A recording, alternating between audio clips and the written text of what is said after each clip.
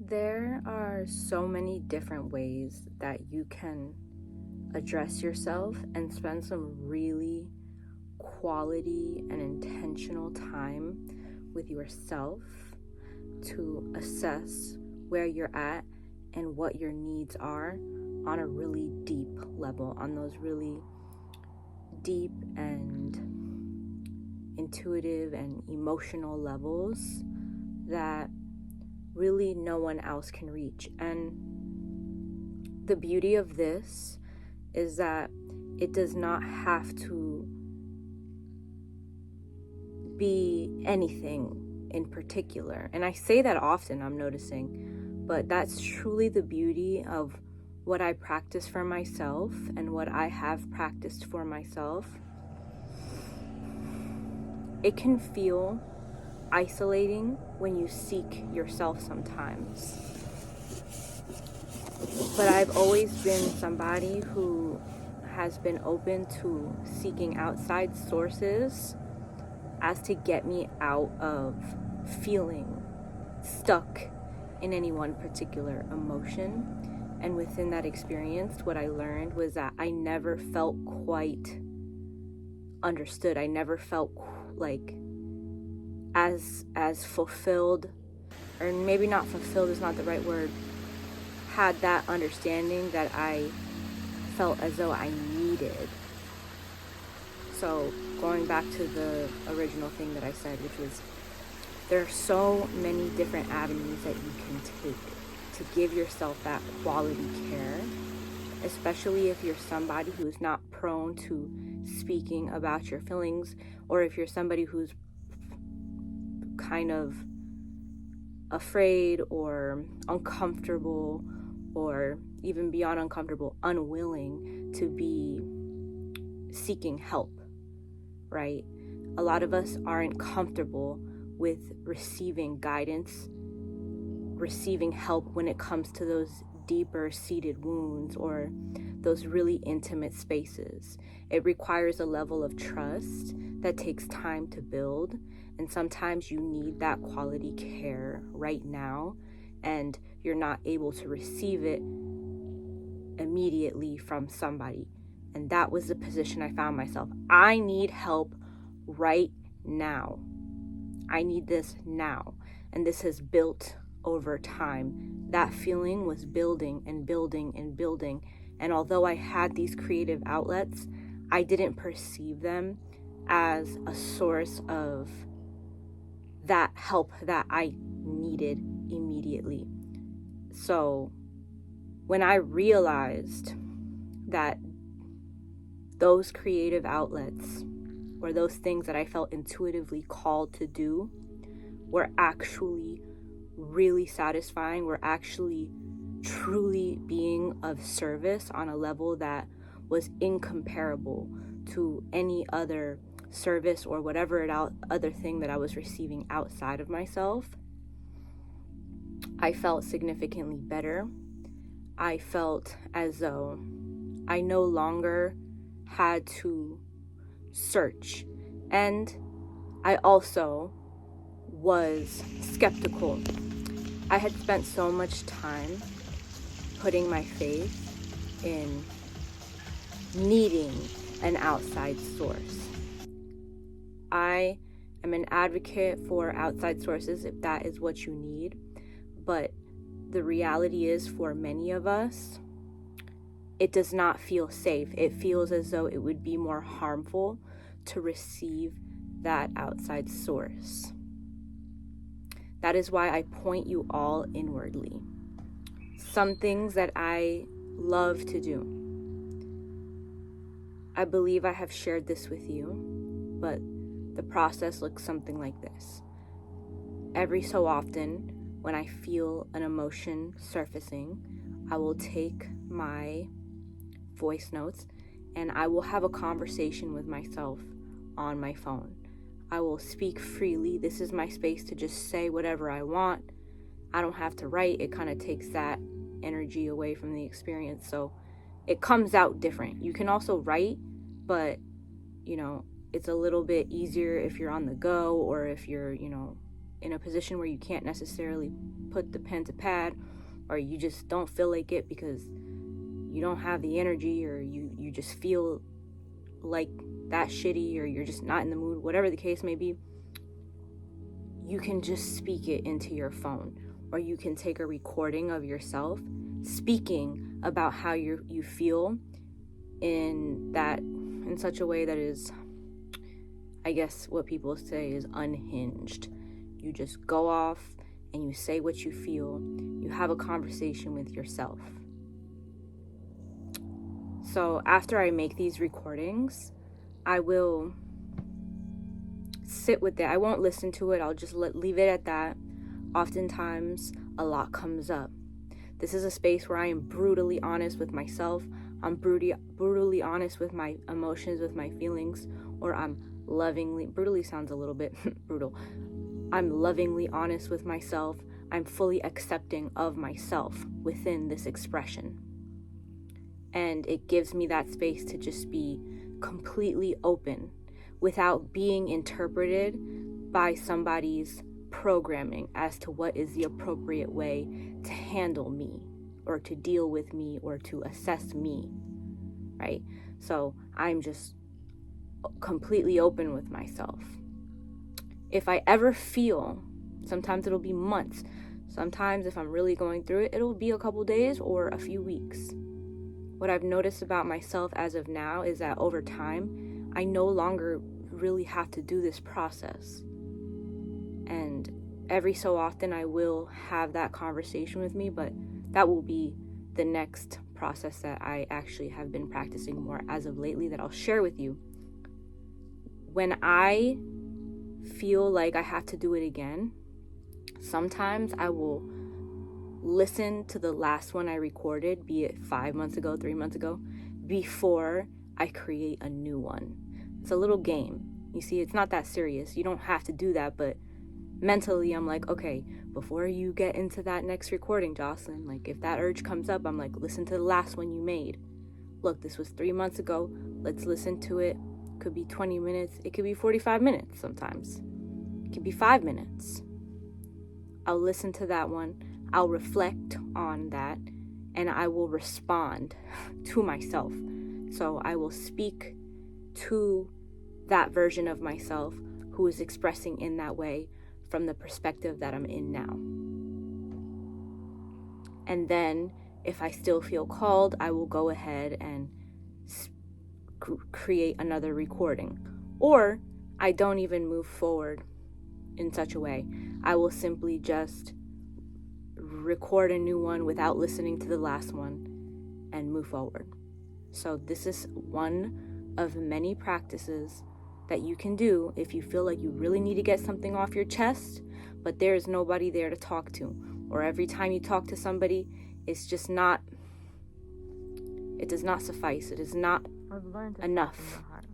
The practice that I've been utilizing as of lately has been having mirror conversations with myself. So just like I would here with the phone, it creates a completely different energy and atmosphere. It sets a completely different tone, where in which I'm having this really deep conversation with myself to my own reflection. And what comes up for you will be, that's a very intimate experience for me. So I'm not going to share what that is like for me, nor do I think that anyone's experience will be really the same in that respect. But this is something that you can do. You can witness your own reflection and have a conversation with yourself. Go ahead and speak about the things that you need to speak about in your heart. Go ahead and do soul searching as you are looking at your own reflection. Another thing that I love to do is freestyle. So I will put my beats on, and just like with the voice memos, speaking to myself, I will simply do it through this more controlled channel of music and expression and, rhyme schemes, rhythm, melody. All these different elements are added into the way that I'm expressing about how I feel. It's not for the sake of writing a song. It's not for the sake of, being a perfectionist or trying to produce something. It is solely for the sake of doing that deep inner work that is required of us to move forward in our process, in our journey. When you are in this path of self-development, when you are going forth and creating something for yourself or for others, or you are choosing a path to improving yourself and the quality of the way that you behave, that comes with things that are not so beautiful. That comes with consequences. Like I've said in past videos, there are good and bad consequences to good things and good and bad consequences to bad things. And at times, this is not truly spoken about. It doesn't always have to be like so bad or even within your frame of awareness. But when you're not aware and it's affecting you, this can cause a lot of issues. So this is where your presence and your ability to listen to yourself, to be able to truly spend time with yourself, to inquire. This is self-inquiry. When we don't give ourselves time to inquire about the way that we feel, especially when there is a routine that does not allot you much time to do much of anything that you actually want to do, then of course you're going to feel an extra energetic weight on you that you don't need to carry. So time management is relevant when it comes to wellness. You need to be able to manage your time properly so that you can take that time to inquire, so that you can, of course, take time to do things that are good for you. But aside from that, that is a given. That is bare minimum. But even when you're doing that, having a creative way to take that time for yourself with the awareness, with the understanding that even though you're doing everything right, that doesn't mean that it's going to be sunshine and rainbows and butterflies all the time. You're going to experience some form of resistance in that process. It's a different kind of muscle that you build when you are developing yourself on an emotional level, on a psychological level, on a spiritual level. So to be aware of what that muscle is, it's going to look different for everybody. Perhaps your strong suit is being able to express to others the way that you feel, but maybe you have weaknesses in expressing to yourself those deeper emotions. There's so many different ways that I could piece the nuances together, but that is your job to do for yourself. I don't need to do that for you. Nobody else needs to do that for you. Sometimes it could be of assistance to have some guidance. So if you are to ever work with me, just understand that the dynamic is always going to be simply allowing you to truly have all of that space to yourself, to have that creative outlet for yourself, whatever makes sense for you, right? So sometimes words are not the way. You could be a being that does not resonate with utilizing words to express the depths in which you are feeling. It is very apparent to me that this earth is evolving necessarily, and as a result, the beings who are birthed onto this earth have been birthed accordingly to that need. So it would make sense that perhaps words do not suffice for your particular experience. Embrace it. Even though the world may not embrace you or does not know how to embrace you, if that is you, you will have that thing that is for you. And perhaps you don't need me to tell you that, but as human beings, we must be validated on some level. We must be witnessed because we are one. So to be unaware of one another on the levels that matter most is extremely isolating in a way that is unhealthy, or that can become very unhealthy if you don't know how to navigate it. So that is why I'm sharing this with you. And those who are not aware of what I am speaking of right now, become aware in this moment that there are a whole lot of different kinds of beings that exist that deserve love and deserve acceptance as they are, because they are as they are necessarily, and often for really amazing reasons, holding gifts that are even unimaginable from the position we have found ourselves in. So I'm truly grateful for you guys being here. Click the links in the description. If you couldn't tell, I have not put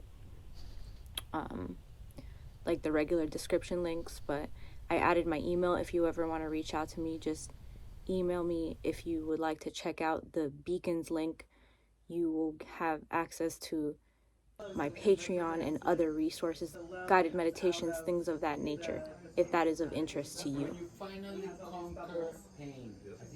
I've been thinking about going live. I'm not sure if I really want to do that at this time, but I've been thinking about it. So if that is something that would be of interest to you, drop it in the comments and let me know, please. So I appreciate you guys. Thank you for being here. And I trust that that was helpful on some level. Get creative with it. If you're not of the mind to speak, express your soul, the way that you feel, through art.